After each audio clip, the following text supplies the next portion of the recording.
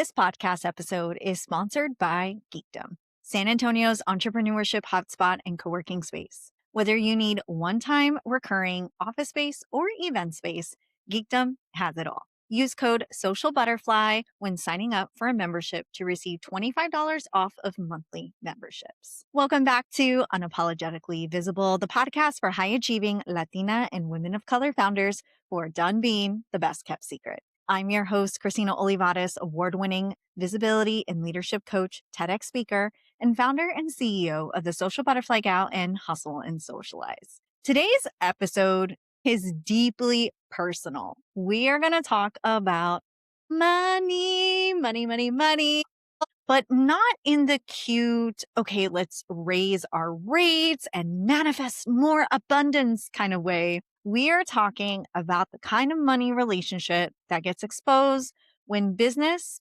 suddenly becomes inconsistent after 10 years of it. We put so much pressure on ourselves to scale, to create consistency, to uphold a certain standard when we get to a specific point in our business journey. But we never actually account for when life is going to throw us those curveballs. And when those curveballs happen, there are times where dysfunction happens in our relationship with money, and it shows up in our numbers, and it also shows up when income is not coming in the way that we expect it, especially when our strategy that we believe would work starts creating more pressure than peace. And more specifically, I want to talk about how I am rebuilding my relationship with money after a significant period of instability and inconsistency that was happening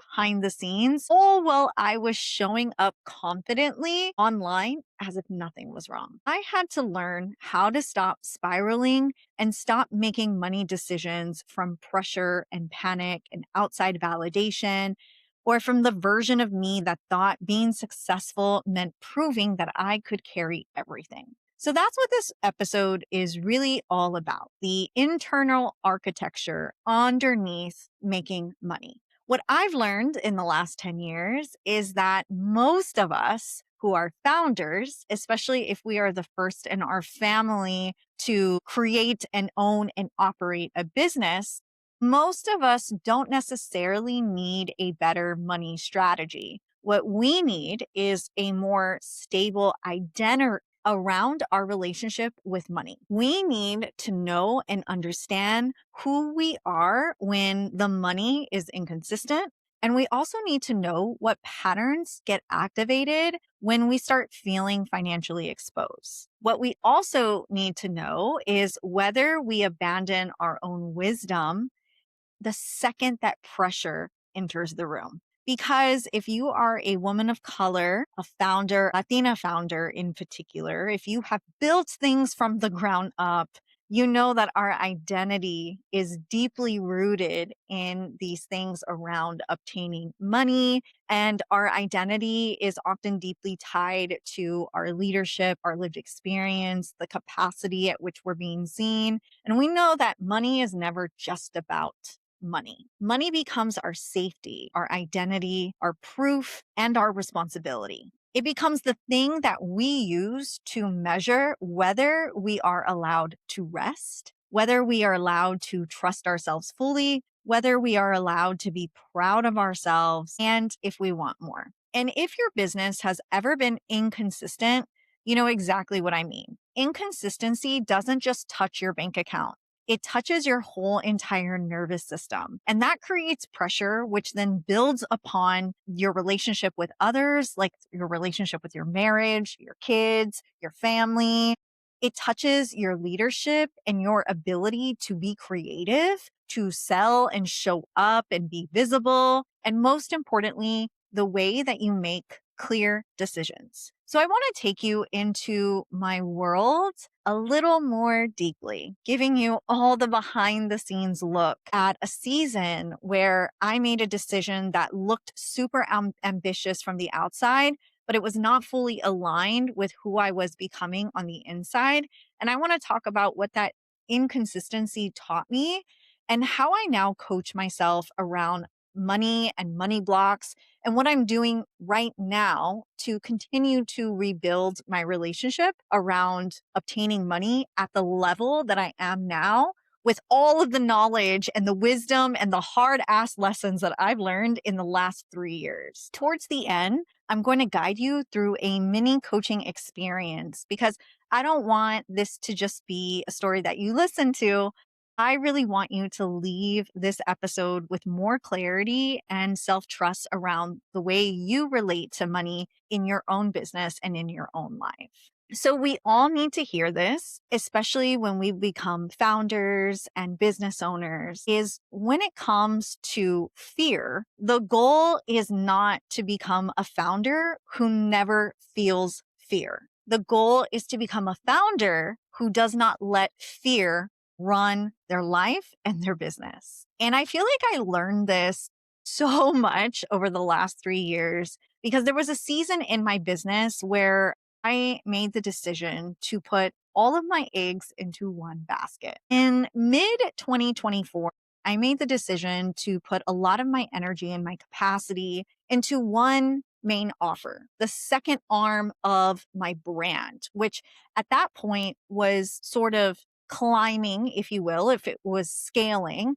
And so I was really kind of leaning in and being like, okay, we are going to do this. I am going to put all of my energy behind it, even though there was patterns that was showing me that that offer was still very inconsistent. I felt that I had proof that I was doing the right thing. But what I realized was that I was truly avoiding doing the one thing that I know that was making me more stable and consistent revenue, which was coaching. And not only did I decide to put my eggs into that one offer, that one arm of my brand, I also made the decision not to leave enough space open for one on one coaching clients. You see, that part really matters because my one on one coaching allowed for me to have consistent revenue while I was working and building and putting all of my energy into this one event. And at that time, I felt, well, if I'm just going to go all in, I'm not going to have time to devote the space and energy with coaching clients. I need to really put my whole entire energy into this because that is what is going to matter. And I really do feel like that was the decision that I was called to be committed to. But at the time, there was this pressure that I was putting on myself around going bigger. I felt like I should be scaling because that was the next move. I was watching everybody on social media who was doing the exact same thing that I was doing, and they were scaling and growing bigger and doing all of these things that cost them lots of money. And I felt like, okay, well, if they're doing it, obviously that's the next direction that I got to go with this one arm and offer. And I felt like when I think about expanding and think about scaling, I wanted to prove so badly that I was building was very needed. And because no one was doing it, especially here in my city, I wanted to like stick it to the man. And I know that sounds very weird, but it just felt like this proving energy. Like I needed this validation in order to feel seen and to be heard, and also to validate the experiences that I was experiencing as a Latina in business. But making this one aspect of my business become the thing was actually very inconsistent. On the outside, it looked very strategic. I kept showing up on social media or showing up on networking events and saying out loud that I was going to the next level, that I was going big and going home and taking up space. That was my whole entire mantra, which was taking up space. And I was often telling myself, like, well, this is the next step. This is what serious founders do. This is how we scale. But internally, I knew something was off. There are decisions that look like scale, But underneath, some of those decisions are actually a need for validation. And that's exactly what it was. Underneath all of that, I was trying to outrun discomfort or unfear of uncertainty. And what I was really feeling was what I was building was just not enough. For me personally, that season was not just happening in my business, but I was going through a profound shift in my personal life. Personally, my husband and I were experiencing a shakeup in our household income after he was laid off from his steady job in mid 2023. And me and my business ended up being the sole provider for our family. And for a long while, things really looked up. My business was really expanding.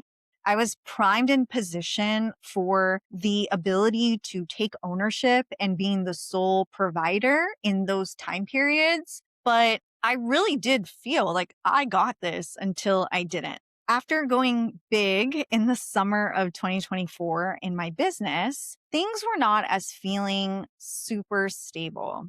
And I was starting to realize that I was making a lot of business decisions, not from a calm, resource grounded place, but I was making a lot of decisions with pressure, especially with pressure to be able to provide for our bills and for our livelihood. I was carrying a lot of fear around what ifs, and I was trying to make something work that deep down I knew I did not have the mental, emotional, or energetic capacity to hold in the way that it needed to be held and to delete. And day to day, I was not okay. For about 10 months, as I was building the next iteration, the next scalable phase of that one offer, I was crying every single night.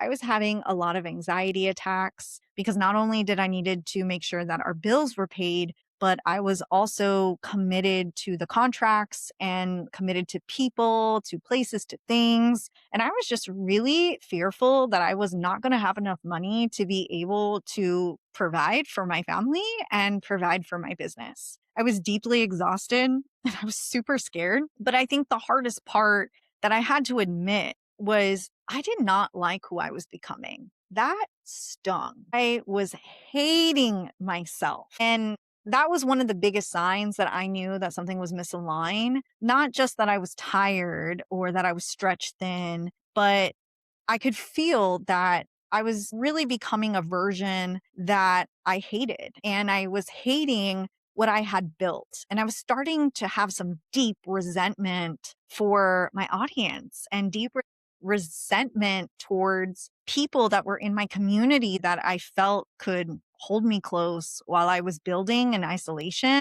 And I was just trying to salvage whatever I could to keep this thing going. And I knew that I was at a breaking point because when I started to hate myself, I really just wanted to give up. I didn't want to do it anymore. I had to confront that some of my money decisions were not rooted in alignment. They were more rooted in what I should be doing. And they were really rooted in validation of building something big. They were rooted in the belief that if I could just scale to that place, then I would feel legitimate, even though all of the work that I had done in previous pasts already solidified me as feeling legitimate. And this is why I no longer romanticize scaling without nervous system capacity, because scaling something that you are not aligned with and you're only doing it because you feel like you should be doing it because that person on the internet or your colleague or your friend is doing it a certain way. I realize like that is something that does not create freedom. It really amplifies the misalignment in your life. And it makes that pressure louder and the cracks become more expensive. And I really do believe that the emotional cost is harder to ignore when you start recognizing that you're doing things out of validation and not for who you are now in this place and why you actually want to scale. For founders like us, especially women of color who have been praised for being capable and resourceful, strong and resilient and able to figure it out, this can be very seductive because we know how to push and we know how to perform under pressure. And just because you can build and perform from pressure does not mean that you should trust what pressure builds. I think that was the biggest lesson that money taught me was when money became very inconsistent, my first instinct was not peace. It was to analyze and overthink and question everything that I had built and wonder not if I just needed to shift my business model, but it made me wonder if I should burn the whole thing down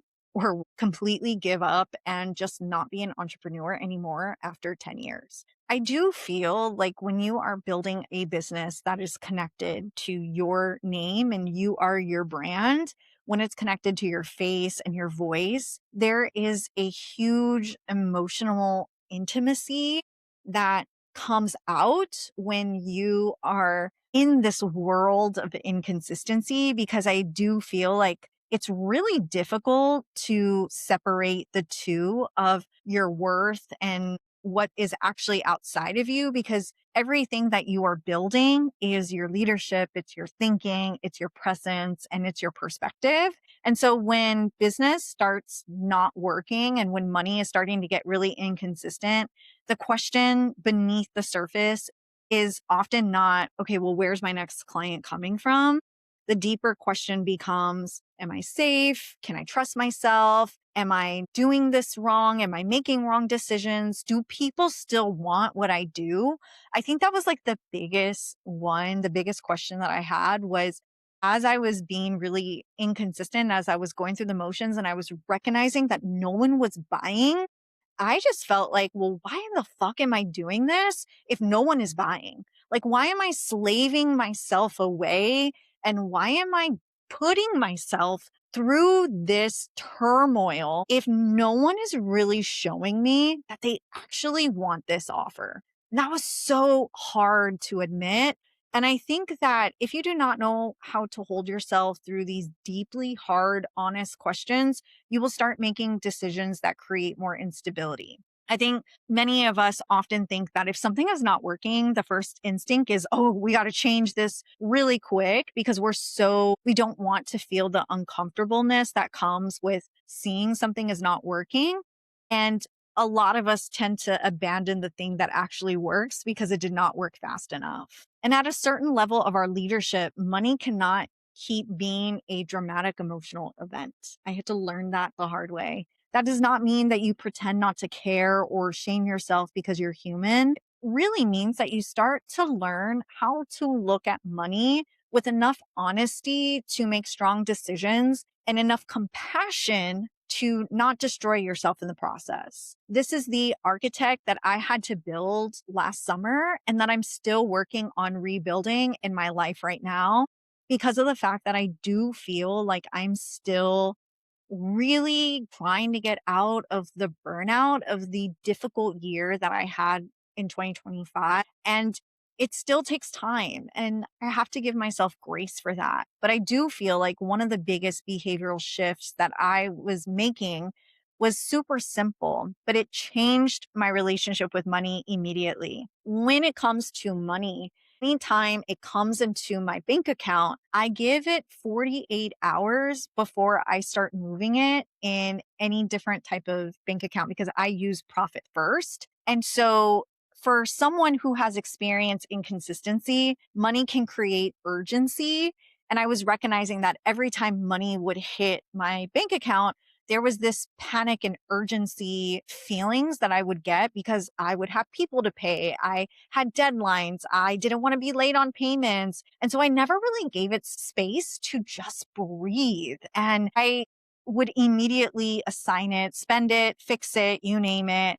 So I really had to learn how to just let money sit and create the space around it, to let my body experience money being there without immediately reacting to it.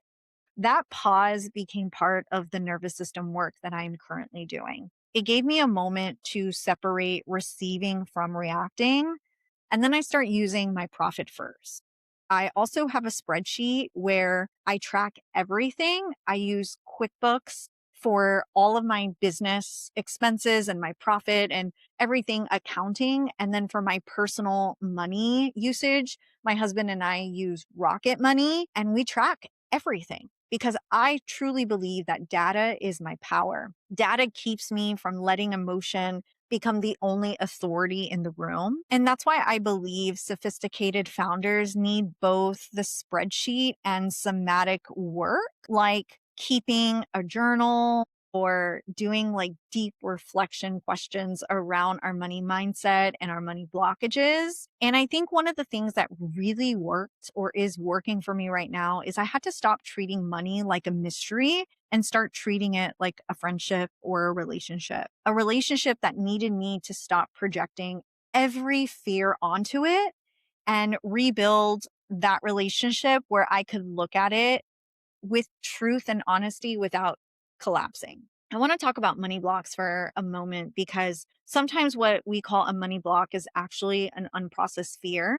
There's something about inconsistency that can make even a successful founder feel like she is starting over emotionally, which can be very disorienting. From the outside, many people will see you as established and powerful and killing it. And internally, you are really trying to stabilize the part of you that feels super exposed. You cannot build a sustainable business while quietly resenting the version of yourself that you have to become in order to keep it going. So when I talk about clearing money blocks, I'm not talking about pretending that everything is abundant while ignoring your reality. For me, clearing money blocks meant that I had to get a little bit vulnerable in the way that I was speaking out loud what was going on internally. Now, of course, keeping it on a lesson from the wound, not from the scar. But I also had to journal and visualize and do some EFT tapping in order for me to get to a certain place where I felt comfortable enough to share and be vulnerable. And a lot of those days meant that I had to move that stagnant energy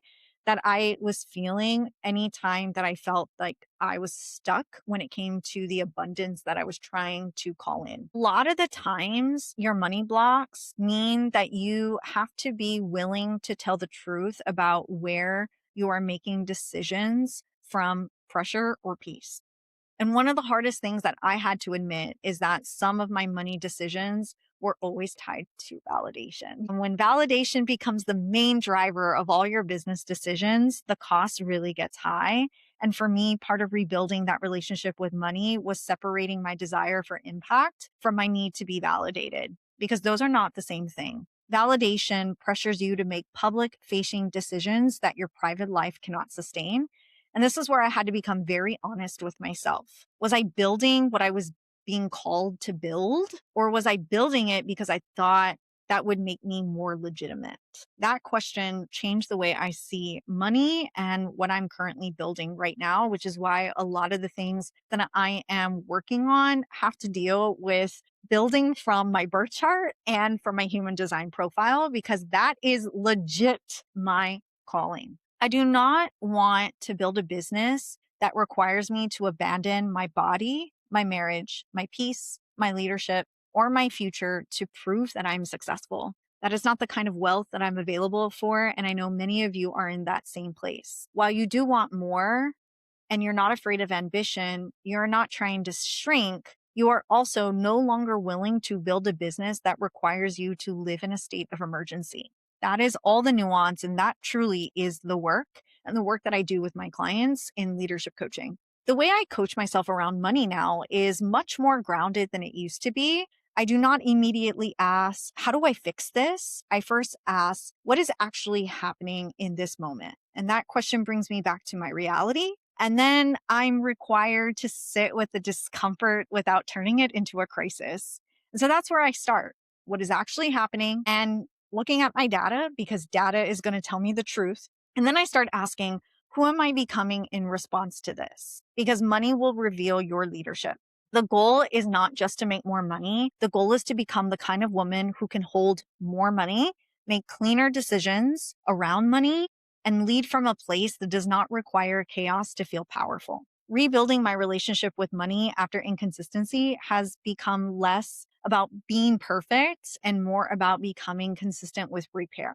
So I want to take you through a few minutes of a coaching exercise that I use on myself and also what I use with my clients in private coaching. Wherever you are listening right now, I want you to pause And if you're able to, I want you to take out a notebook, or you could always replay these questions while you journal. I want you to think about your current relationship with money in your business right now. And I want you to ask yourself, what happens inside of me when money is feeling inconsistent?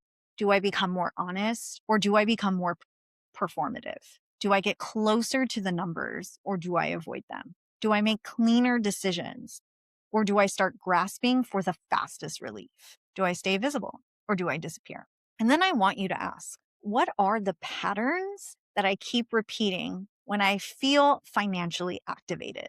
Do I discount, over deliver, suddenly create new offers? Do I question my business model, my whole entire body of work? Do I start comparing myself to people who are building businesses that I don't even want? I want you to be honest with yourself. Now I want you to think about one recent money decision that you've made. And I want you to ask yourself, did I make that decision from truth, pressure, fear, validation, or alignment? And if the answer is not alignment, I do not want you to immediately spiral. I really want you to notice, because noticing is the beginning of rebuilding trust. Then ask yourself, what would the financially mature version of me do next? Not the version of me trying to prove that she can handle everything, the financially mature version. So here's the decision I want you to make after this episode. Choose one money behavior that will rebuild your trust with yourself this week. Maybe it's deciding that the offer you keep trying to force is no longer the center of your business. Maybe it's admitting that your pricing is no longer matching the level of responsibility or transformation that your work holds. Maybe it's finally getting support because you are tired of being the only person holding your next level in your head. Whatever it is, make the decision. Self-trust is not rebuilt through thinking. It is rebuilt through consistent evidence and consistent action. If you resonated with this episode, here's what I want you to do next. Subscribe and leave a review, because that helps this podcast reach more women like us, women who were never meant to stay hidden, women who are meant to be highly visible leaders. Share this episode with someone you love who is really working on rebuilding their relationship with money. And DM me on Instagram at the Social Butterfly Gal. Tell me your biggest reframe, your biggest breakthrough from today's conversation. And if you're feeling the call to go deeper, to recalibrate your personal brand, leadership, and your visibility, I would love to support you through one-on-one coaching. You can find the coaching information and offers in the links in the show notes below, or you can send me a DM with the word coaching, and I will personally walk you through what offers are in alignment with your current season and what it looks like to step into this next era with clarity, confidence, and unapologetic authority. Thank you for being here. Thank you for listening, and for all the shares and reviews. Remember this, you didn't come this far to play safe. You came here to be unapologetically visible. I'll see you next week.